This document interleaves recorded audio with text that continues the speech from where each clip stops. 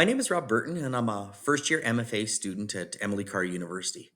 I'm also a sculptor and inventor whose research practice is informed by a collaborative relationship with my colleagues and students.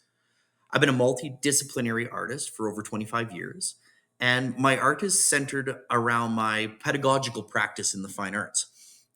In a recent interview with a potential supervisor, he asked two really important questions that have been really rolling around in my head, resonating with me.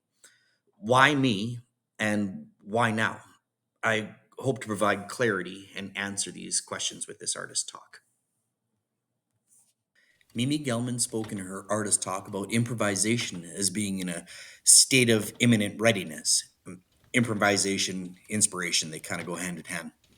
As an actor on stage in an improv scene, you offer, accept, and advance the scene with your partner. The performance is a product of your combined schema. Acting is reacting.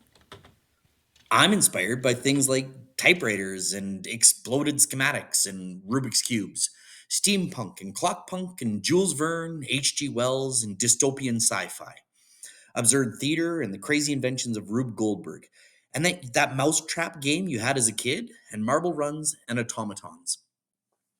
But the thing that inspires me most is conversations with my students, conversations with my colleagues, with the random stranger that I meet in a cafe at the foot of the Arc de Triomphe. It's the reciprocality of sharing ideas that really fuels me. I bought a t shirt once that had the quote, "Life is like riding a bicycle. To keep your balance, you must keep moving." Albert Einstein. And I love movement. Boats and bikes and flying, choreography, kinetic art. It's a common theme in my work, from recumbent bicycles to airships to bob on a motorbike, uh, baby mobiles to a carousel I built for my daughter that I finished by the time she had outgrown it, and clockwork, kinetic art.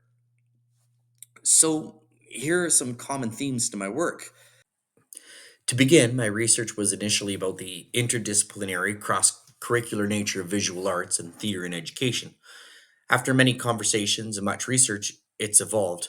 A quote that continues to resonate with me is, "I would never replace a teacher with a robot, unless I could."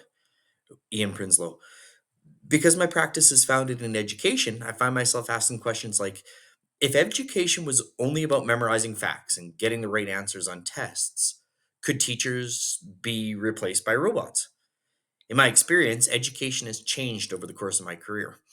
While competencies like collaboration, innovation, and creativity are demonstrably lauded, the system has continued to move away from these qualities to one in which quantifiable, outcome based, standardized learning is the priority.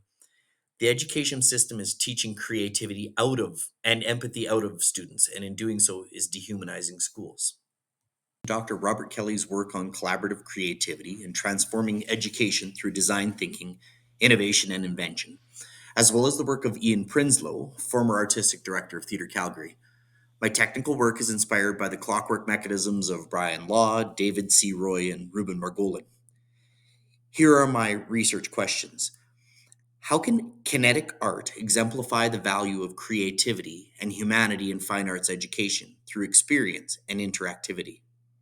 How can I make a shift in the prevalent mindset in education of valuing what is quantifiable over engagement with qualitative experience to one in which teachers and learners embrace collaboration, empathy, and innovation? Mechanism that will tell the story of empathy and creativity.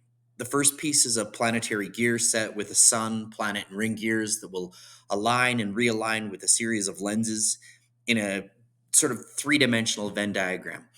By shining light through the artwork, either the juxtaposition or completion of images and shadows or refracted light will be cast on the wall opposite, and possibly the audience's cast shadow will be part of the experience as well.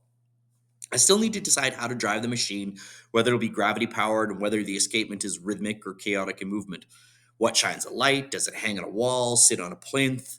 What iconography or lenses are in the circles? Subsequent pieces may include a clockwork marble run, chaotic movement artwork that employs double pendulums and lenses, and maybe waterfalls, and possibly gargoyles and gremlins, and maybe a canoe. I don't know. If I can wedge a canoe into my conceptual premise, great. I've always wanted to build a canoe.